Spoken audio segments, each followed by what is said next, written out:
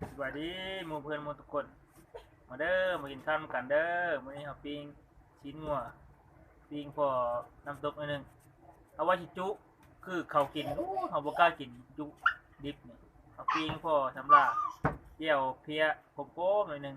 มาเด้อมากินนำกันทุกคนแซ่บๆบัดหนึง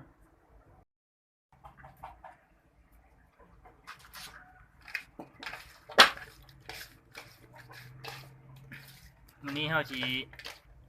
ปิ้งชิ้นงัวเจียวเพียแซ่บๆจักบาทหนึง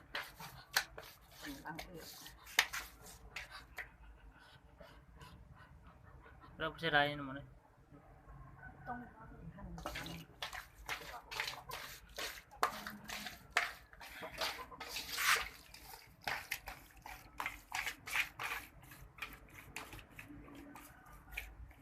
ยิ้มได้หมอน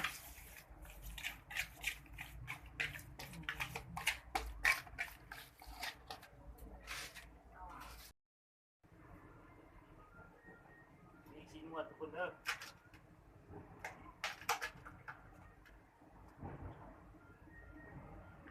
ปีคนน้ำตกพอดูเกี่ยว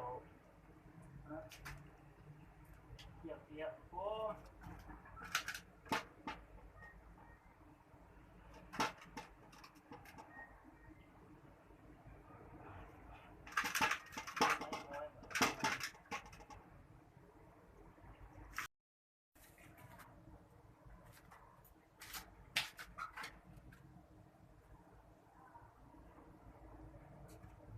ออกมาเผ็ดเผ็ดข้าวเดือนหน่อยปนบอกติดข้าวนะ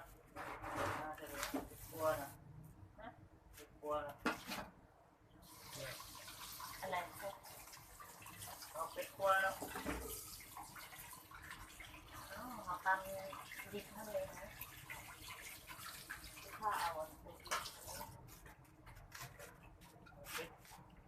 แห้งละใส่แห้งนะ ปีคนน้ำตกพอ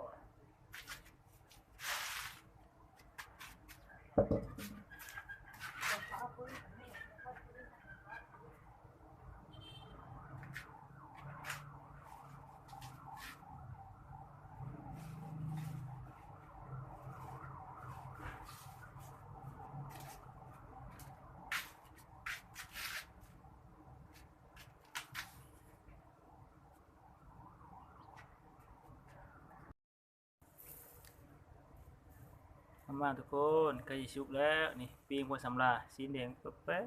ๆจะแซ่บยังไง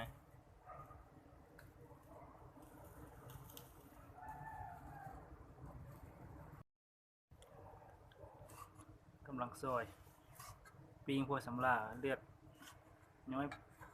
แตบๆนิดนึงบ่ชุบครับ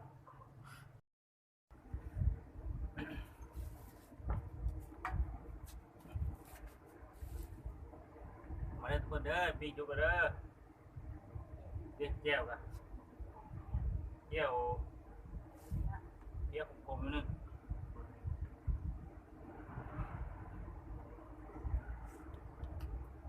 ปีงกับปีงพอน้ำตกเลิกกินกันเด้อผักกินข้าวแรก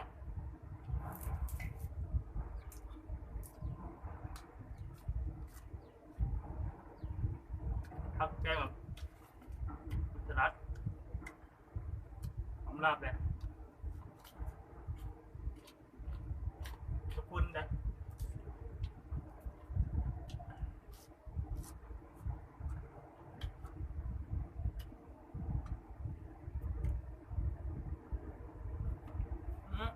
เปิดมาไม่เหรอเหรอ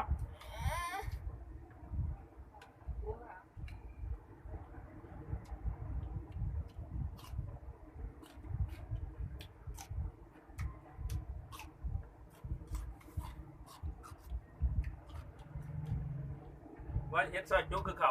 บุกล้ากินปีนึงเอาหมูกินดิบลูกกินได้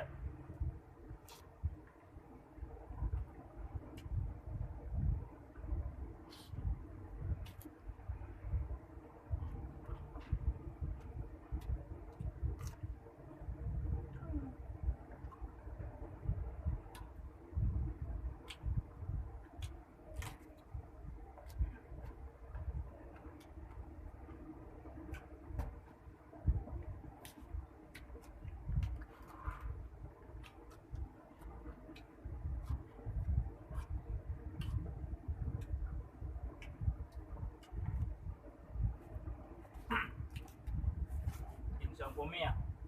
ใส่ไปเรื่อยๆ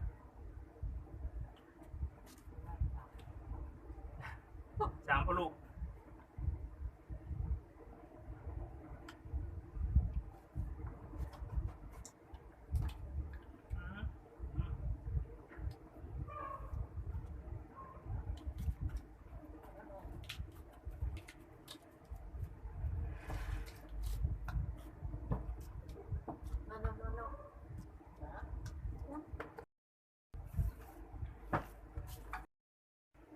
เดี๋ยว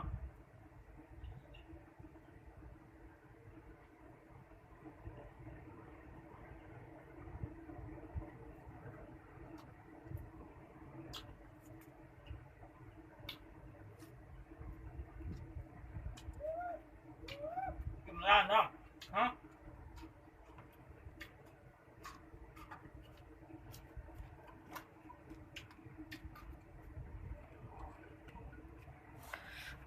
เดี๋ยวจุ๊บไปวะอืมอืม ไม่ดูเว้ อืมอืมกินเนาะอืมอืมอืมอืมว้าวสุดยอดเจ๊แดง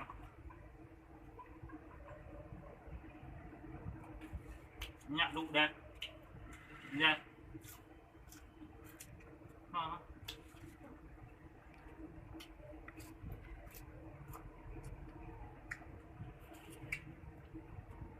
เข้าไปแล้วอืมอืมไปฮะไปใช้กินหรือเปล่า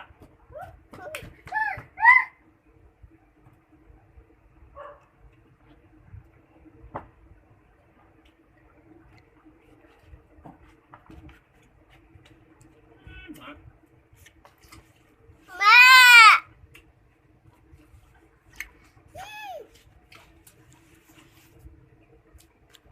อืม